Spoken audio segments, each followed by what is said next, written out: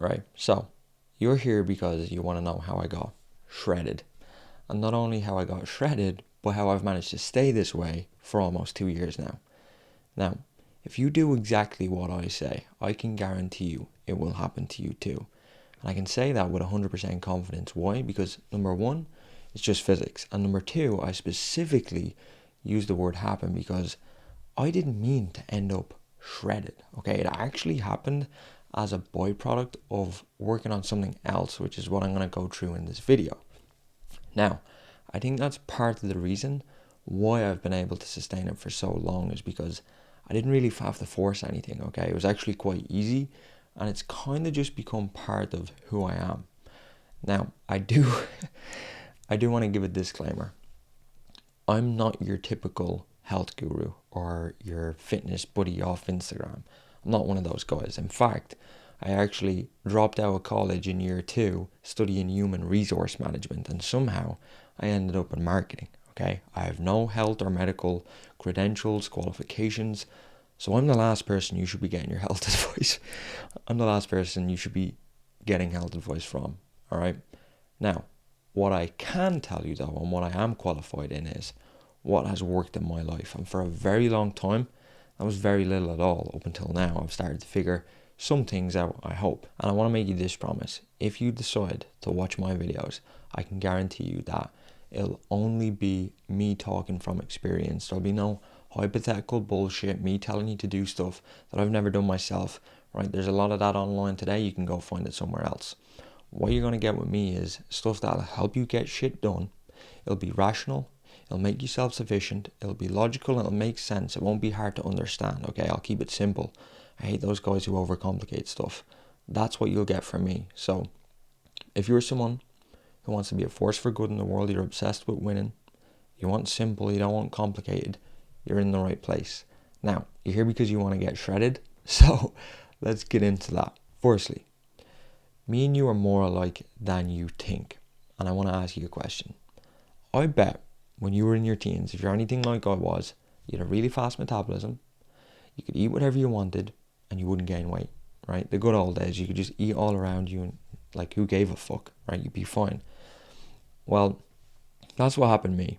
And then when I went into my 20s, I would say for the first 4 years, I carried over those habits and my body started changing. But here's the thing. I didn't really notice the changes. I don't know if you've ever heard that quote where they say, you know, when you're in the forest amongst all the trees, it's very hard to see where you're going. Well, I think that's what was happening to me. And I carried over those habits from my 20s, and while they didn't show scars when I was a teen, they were starting to have consequences when I was in my early 20s, but I didn't see it. I would say from about 20 up until the age of 24, I was fucking driving around on autopilot, and then eventually I hit a wall. So what do I mean when I say I hit a wall? Well, I need to give you context to my situation at the time. I was 24. My situation at the time was I was coming off the back of a failed business exit. Okay, so since my early teens, I always wanted to have control over my income. That's kind of why I got into entrepreneurship. But the problem was I wasn't very good at it. I wasn't very good at it early on, and I wasn't really making much money at all. And it was kind of pissing me off because not only had I made big promises to myself, I dropped out of college, I told my ma, don't worry, I'm going to make it. And I'd made some big promises to my girlfriend, and kind of none of them were coming true. So yeah, I kind of felt like it was imposter syndrome, or maybe I just wasn't fit to do this whole business thing. And that's the thing I think not many people talk about with entrepreneurship is the internal pressure that you put on yourself to please and do your best for those closest to you. And yeah, I was not able to help them out much. But anyways, that's what was going on. I wasn't the best entrepreneur earlier on, and to be honest, I hate that word. I think it's so silly. Like when people say, "Oh, what do you do?" and you're like, "Oh, I'm an entrepreneur." I'm like, "Bro, what? Like, what do you really do?" But anyways, at the time, my goal was I wanted to make a lot of money, and simultaneously, I was going to the gym.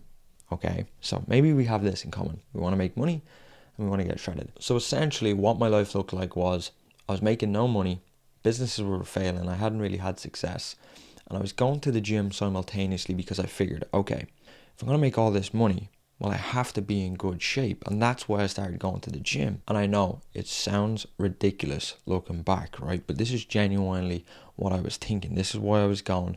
And here's the fucked up part. I actually thought I was making progress. I was so blind. I actually thought I was getting shredded. And when I look back now, I was probably in the worst shape of my life. From a workout standpoint, I done all the workouts. I done push-pull legs, full body, the bro split. I was watching Jeff Nippard videos. I really thought that I had this sussed. Then what I would do on top of my workouts, I would spend probably 2 hours on the treadmill. Sometimes I'd even wear a black bag, okay, a plastic bag, because I figured, okay, if I sweat more, then I have a better chance of getting shredded. I just associated sweat with losing fat. This just shows how fucking stupid I was at the time. Okay, but I genuinely thought that I had this whole thing sussed. Then with regards to nutrition, yeah, this is the bit that actually pisses me off the most now. I have a completely different theory, but I'll tell you what my theory was back then. Maybe you can relate. My theory then was, and this was after looking at all the people online, right? So I really thought that I had cracked the fucking code. My theory was, if I hit my protein goal and I remain in a deficit, then the rest was irrelevant. Because I tried so much. I tried keto, I tried, mass gainers, I tried whey protein, I tried all the supplements, and I boiled it down to hitting my protein goal, being in a deficit, and that was the main thing. And whatever made up the rest of my nutrition or my daily intake was irrelevant. So I thought I was being smart. I would have the low-cal options. I had the sugar-free, the fat-free. I was eating the protein yogurts. I was having pizza, right? As long as it fit my calories and my protein goal, I was like, you know what? I'm fucking good. I'm on the way to fucking 8-pack abs here, right? And the reason why I was so certain why this was gonna work was because the health and fitness industry had convinced me that a calorie was just a calorie, okay? As long as I burned more than I ate, then it was simple maths, right? And that's what we all think. Well, I don't think anymore. So what I used to do was I was like, okay, I'll either work like hell in the gym or I won't eat as much today. Sometimes I'd actually go do an extra workout so I could have, we could say, more of an allowance at night time, which it's fucking crazy now that I think of it. Like all the shit that I was consuming online, and even the stuff that I see today, this is the same shit that made me deluded. Like genuinely, I'll pull up the photos. In these photos, I was probably at 40% of my potential, right? I'm probably at 85% now. When I was at 40%, I thought I was at 100. This is how fucking insane I was, right? Like, I was away from reality. So the next part is where it gets a little bit fucked up and everything kind of takes a turn. So I mentioned that I spent the first 4 years of my 20s driving on autopilot. And I wasn't really the best businessman, you could say. I wasn't really making any money. But I thought I was. I was kind of on this autopilot drive. And little did I know that I was about to crash into a brick wall. And I use that as a figure of speech. I didn't actually drive into a fucking brick wall, but that's what happened in its essence. And I guess that's part of the reason why I'm making this video, is because I was slowly losing power over my life and I couldn't see it. Which was the fucked up part. And to make a long story short, I'm not going to get into too much detail on this, but yeah, what happened next triggered probably the biggest turning point in my life. Yeah, it's something that I'll be forever grateful for, but it's definitely a time in my life that I'll never be able to forget. Okay, so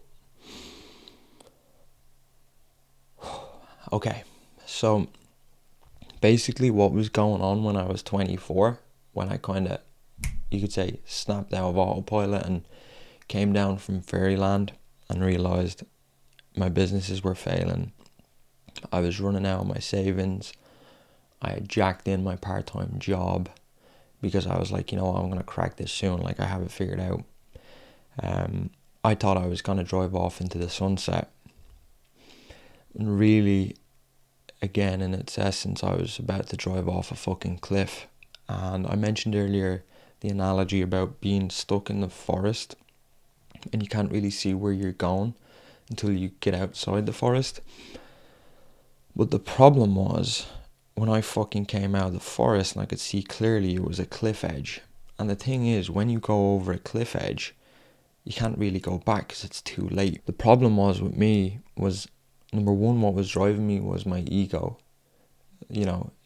Superficial motives. It fucking kills me now when I think back. It kills me now because in a way I feel sorry for my younger self. Because I think behind like these stupid things, wanting to make money, doing it for this reason, all this bullshit. I think behind it all, what I really wanted was security. Up until this point in my life, I had been homeless twice. I'd lost contact with most of my family. And the little life that I had rebuilt, I'd got myself this apartment. My girlfriend was living with me. Yeah, and I was about to lose it all for the second time in my life. And I don't think I was ready for it. I'm just gonna be real. I'm just gonna be real with you. Up until about the age of 24. It started off good. I wanted to be legit. I wanted to be an entrepreneur, but I think 22, 23, 24, I was just a fucking entrepreneur. It's fucking sad to say now, but that was the reality of it. My business was fucked. My ego was driving me. I was making no money. And I knew I was going to be homeless again. Yeah, man, I fucking remember one morning. It was mid-November, the month of my birthday. I knew I had about 2 weeks to get the money and it wasn't going to happen. It was the fucking day. It was the day I hit rock bottom. Chloe had come back from work. She was working as a receptionist in a hotel, paying her way through college. And I remember she came into the apartment and she stood at the bedroom door, and it was like 11 o'clock. I was still in fucking bed. And she comes in and she says, "What the fuck are you doing?" And I'm sitting there, it's not registering in my head. And she said, "Callum, what the fuck are you doing?" She said, "What did you think was going to happen? What did you think was going to happen? You're staying in bed till fucking 11. You're eating shit." She said, "You're going to lose your fucking apartment." And bear in mind, Chloe is the fucking sweetest, most innocent girl. She'd never raise her voice. She'd never shout. So I knew for her to say this, like, it would take a lot. But it still wasn't fucking hitting me.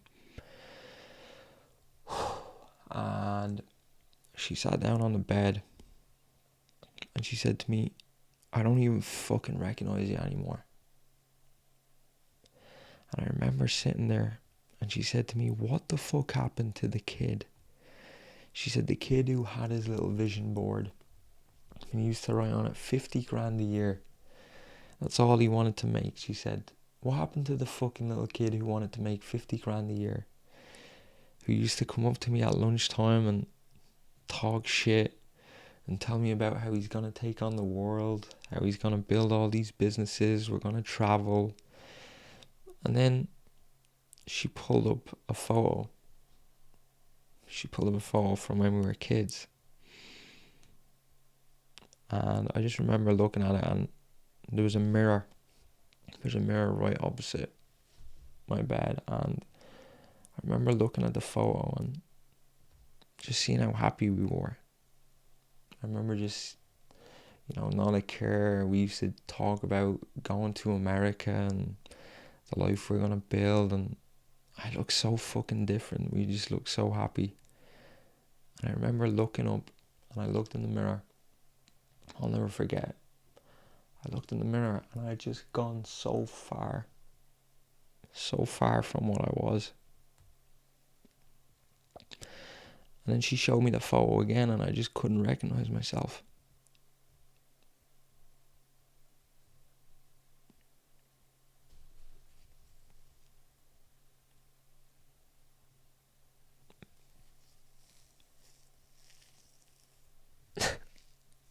Fuck. I just remember she leaned in. She leaned in and she gave me the biggest hug. Oh, fuck. She gave me the biggest hug. She said, I never stopped believing in you. She said, you've let yourself go, and something needs to change. And I remember just breaking down in fucking tears, man, because I just didn't know who I was looking at when I seen myself. Fuck. And I knew there and then, I said, fuck, man. I said, I've got two choices here. I can either fucking keep going the way I'm going and go back, end up with nothing, or I can fucking change and I can actually do what I said I was gonna do. You know, she was the fucking only thing I had in my life at the time. And I wasn't willing to lose that. And I remember just sitting there with a lump in my throat, and she was just holding me. I couldn't fucking say anything. But I knew there and then that I was gonna fucking reassert power over my life one way or another. That was the turning point. Did I know how I was gonna reassert power? No, I hadn't got a fucking clue. Did I think I was gonna make more mistakes? Yeah. Did I think it was gonna happen overnight? Fuck no. But I fucking made a real decision. That was the first time in my life I ever made a commitment, a fucking real decision that I actually followed through on.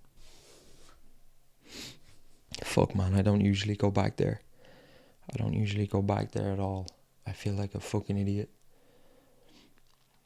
But I will say that was the day that I killed my ego. And I don't know if you've ever heard me say, sometimes I refer to myself in the past tense like, oh, you know, I killed that prick. That was the day that I killed my old self. And every day, man, I make sure that I'm never fucking going back there. And I feel comfortable saying that, because that wasn't me. That was not who I am behind it all. You know, everyone's living a life driven by their ego, when really behind it all is really your essence. And, you know, that's who I am now. You know, and that's why I had to kill that person. Yeah, so it was, that was the morning that I said, you know what, I'm gonna do whatever it takes to get this done. And I knew that there was nothing capable of stopping me, because this time I had a fucking purpose, and a big one. I had a mission. I wrapped my purpose around it, and I used to always say, and I still do, I said, you know what, it'll take fucking something bigger than God, something greater than God to stop me. And that's because of my why was different this time. It wasn't ego. It was something bigger than me. Literally, the next day was the day that I started rebuilding my life then, brick by brick. And I remember we went, the mood was just so much better. Even the mood making this fucking video is better, because I'm beyond that. But I remember sitting down and we put together a plan, and we mapped out very clearly what we wanted in our lives. And I remember once we mapped out what I wanted and what Chloe wanted, the next logical step was to ask ourselves, who do I need to become in order for that to happen? I started looking at things from a first principles way of thinking, very physics and logic, because I knew that if I didn't act that way today, this person, let's say if you want to be a millionaire, you want to be an athlete, if you don't act like that now, it's never gonna happen. Okay, it's just physics. It's Newton's third law. Every action has an equal and opposite reaction. So, you know, when you take this approach, you can't really lie, you can't cheat, there's no shortcuts because you're aware if I don't do it, it's not going to happen. And I think this is key, not just for this situation, but every area of your life, everything I've done, and even many of the things I found success in was doing this, was getting clear on what it is I wanted and then reverse engineering it from the truth, okay, from a first principle standpoint, from the fundamentals, because if you don't have a clear understanding of the plan, how can you expect to lead? Okay, so if you don't know where the fuck you're going or what's required, you're never going to get there. So I knew if I understood who I needed to become, then essentially I'd be leaving nothing to chance, and that's what I did. So then once I got clear on who it was that I needed to become, the next question that I asked, and this is legit how it went, was, okay, how do they go about their day? What time do they get up at? How much energy do they have? What do they eat? Who do they surround themselves with? How do they operate? These are questions that I asked. And what I realized pretty quick was I would need to be in a better mental and physical position in order to operate this way.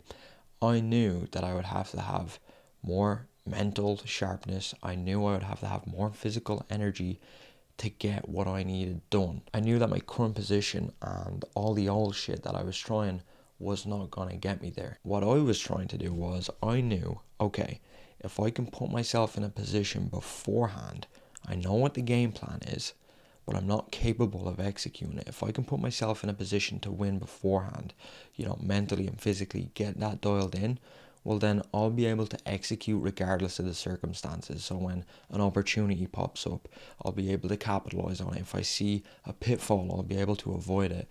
That's what I wanted to do. I wanted to position myself ahead of time to be able to execute, because I knew, again, Newton's third law, every action has an equal and opposite reaction, and if I couldn't follow through, it was never going to happen. Up until this point in my life, everything had been happening in cycles. Okay, nothing was working, as we know.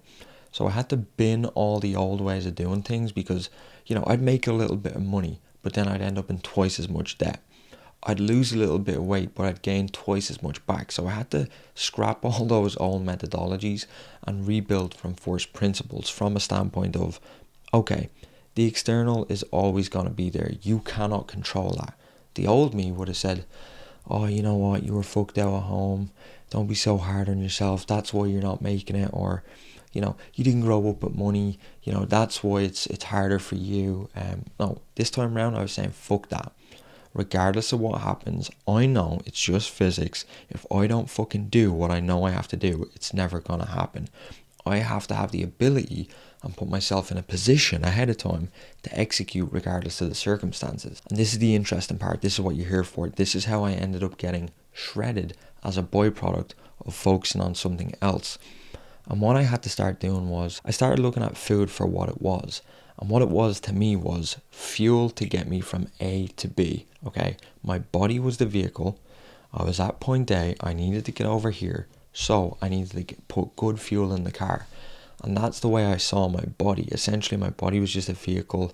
This was the engine, and I needed to put the right fuel in. If you think your body like a V12 performance engine, okay, and let's say we're in a race. Well, you have one and I have one.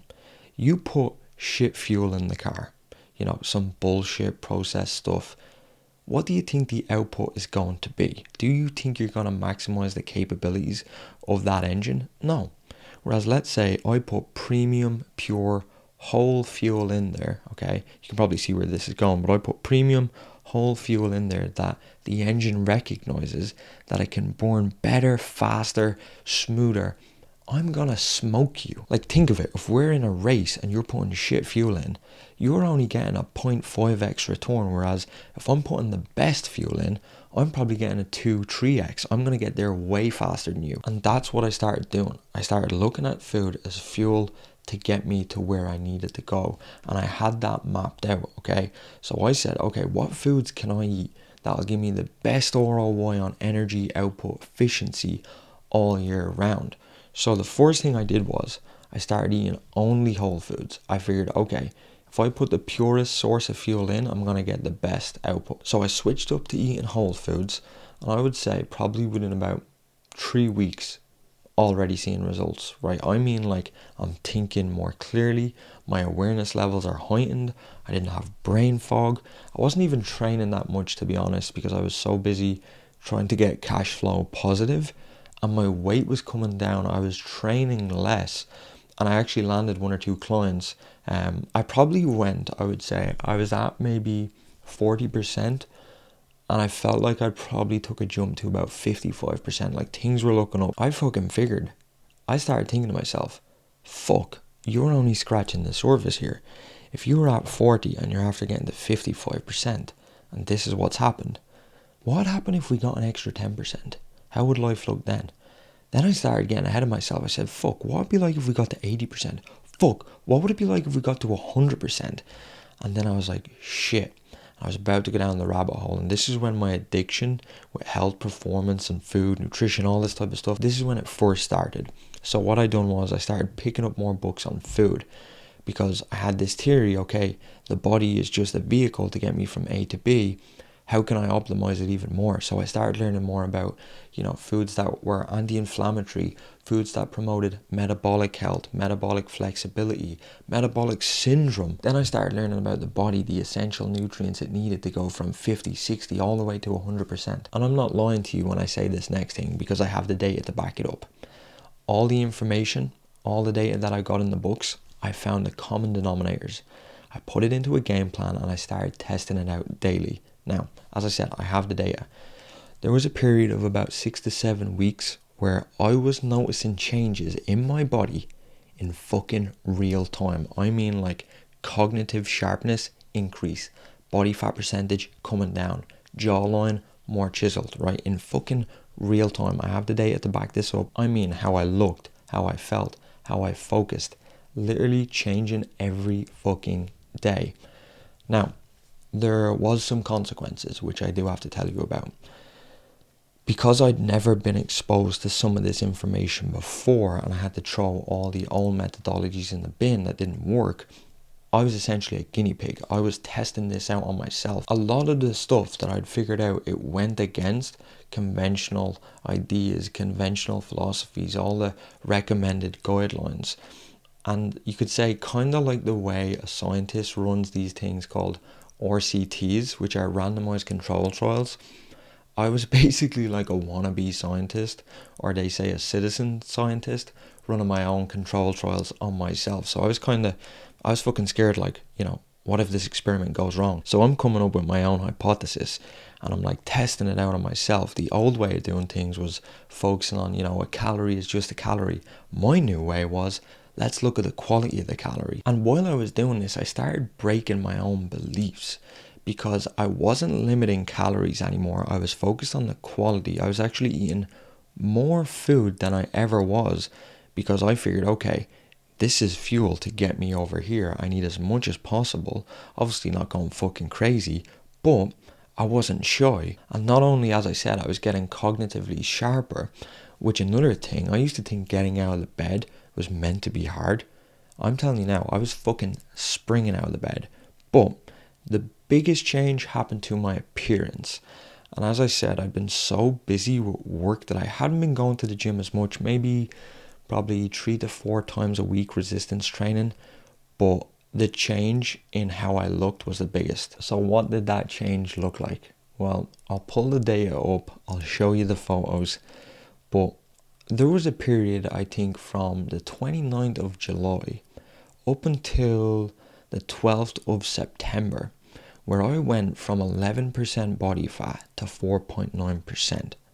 And this was by complete accident. This was from me testing out these new hypotheses. Like, literally, day by day, I was watching the weight fall off me.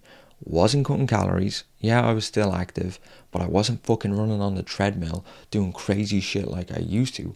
And what I was most happiest about was the appearance of my face. I never actually realized the impacts of inflammation on the body and your appearance, particularly your face.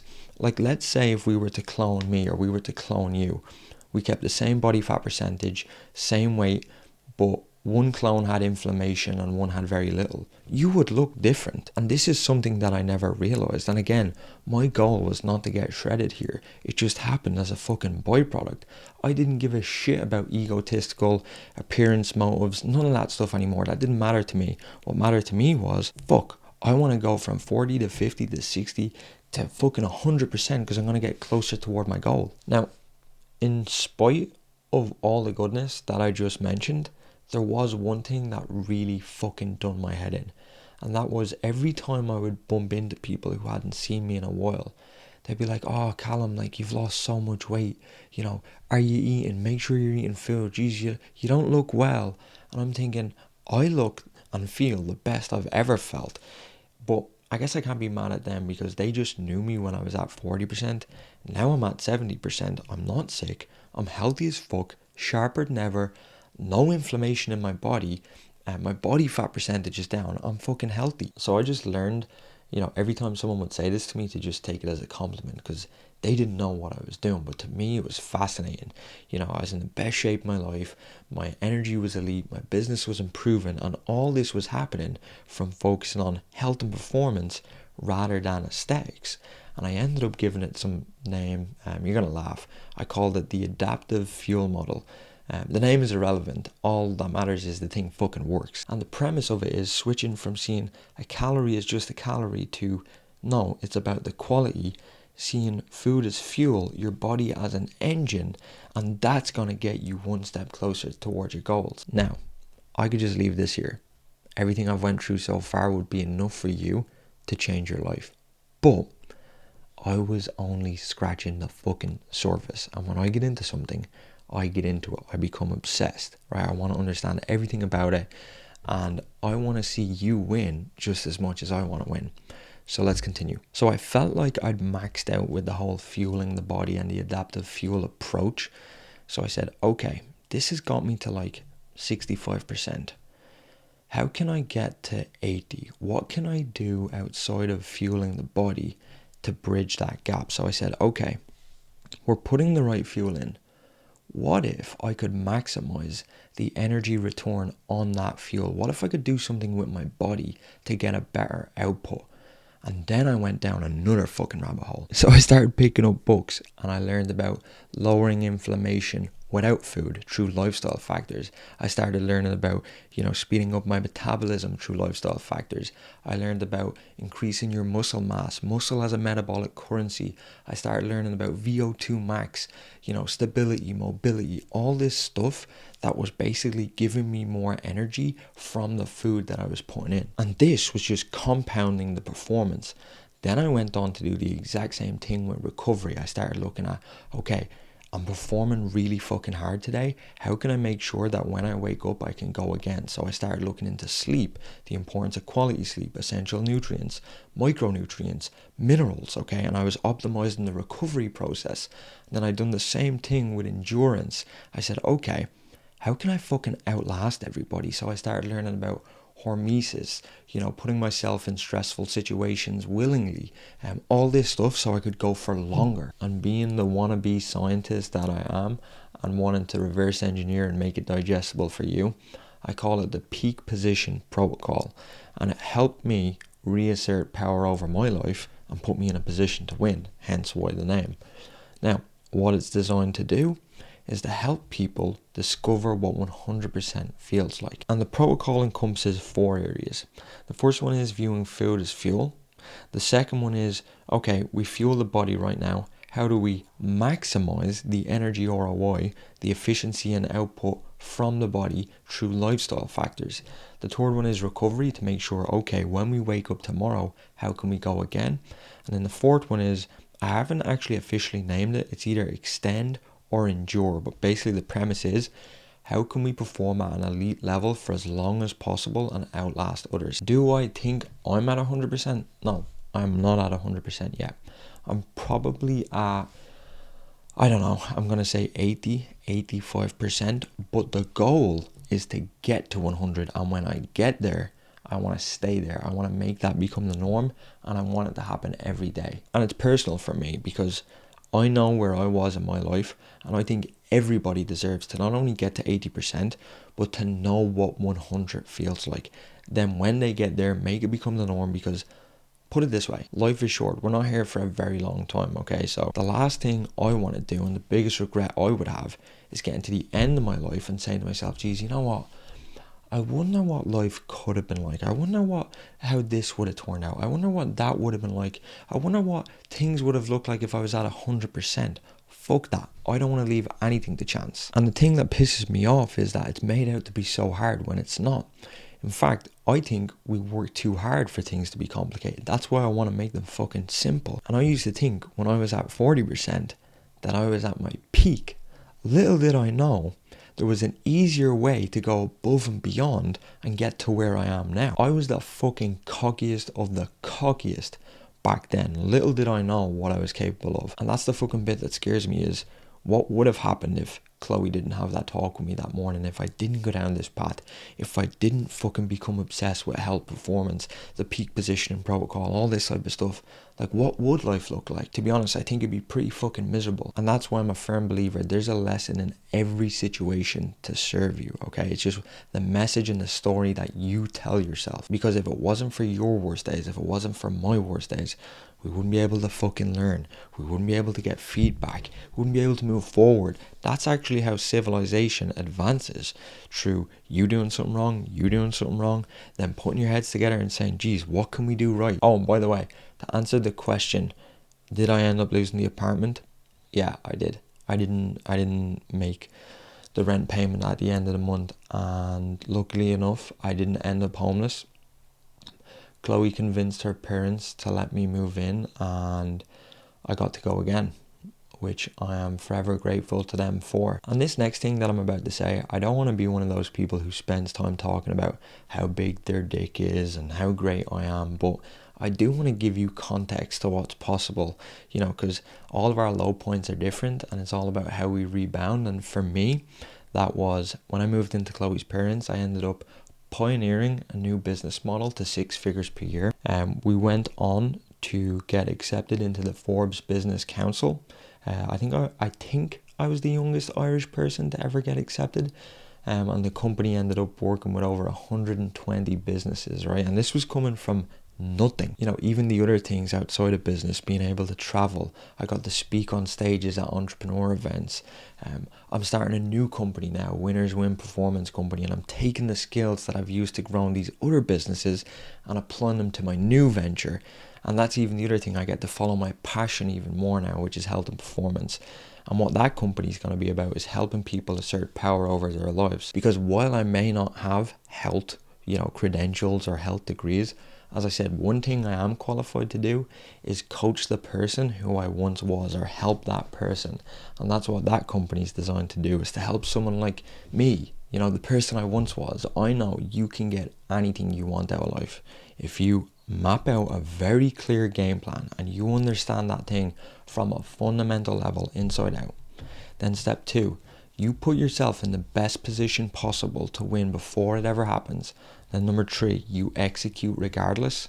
I'm telling you, you can get whatever the fuck you want from life. If you plan, you position, and you execute, you can improve your circumstances too. I'm telling you, this is universal. But besides all that, the biggest thing out of everything, for me anyways, besides the business, besides the money, besides the traveling, all that type of stuff, was I got to move back in with Chloe. We ended up moving to the city. We got a nice apartment. It was really cool. And what the crazy thing was? We spent about 3 to 4 months in the city, and we hated it. We were paying, whatever the rent was great. Had everything in the building, but you know what? It didn't mean shit. We actually learned a lot about our values. We prefer the countryside, peace, nature. So we ended up moving back to the countryside. What actually meant more than anything was just being together. Knowing what our values were and living true to them. All the fancy apartments, all the stuff that I thought I wanted, the material stuff, all the egotistical stuff. It's kind of funny. Even when you get it, it's it's not as satisfying as you think. Like, if we take it all back to the start, it was my fucking ego that led me on this path to disaster, and then this kind of reawakening or epiphany, we could say. And what I'm saying to you is to go full circle on this. If you want to become shredded, I would recommend putting your ego aside, focus on getting clear on who it is you need to become, put yourself in the best position possible ahead of time so you can execute regardless of the circumstances. And just by focusing on becoming your best self, you will get shredded as a byproduct. I'm telling you, that's the fucking trick to getting shredded, is focusing on stacking the odds in your favor so you can go and fucking win at whatever that is for you. And I want to end the video on this note, and keep this in mind because I haven't mentioned this yet. As you go about making changes, you're not the person you chose to be today. In fact, you're not the person you chose to be yesterday. You're the person that you chose to be 6 months ago, 12 months ago, 18 months ago. Okay? The changes, you're not going to see them tomorrow, right? If you start implementing this stuff now, you may not see it for 6, 12, 18 weeks, whatever it is. But it's physics. There's going to be a lag period, okay, where you have to practice delayed gratification, and you're probably used to practicing instant gratification, but it's just physics. If you start acting this way today, it will happen. The only issue is, and the reason why nobody ever sees results, is because they can't practice delayed gratification. They don't understand the lag period. They don't get results after 2 days and they say, you know what, fuck this. Remember, it's just physics, but you're not the person you chose to be today. You're the person you chose to be 6 months ago. So think ahead, start acting that way today, and I'm telling you, you are golden.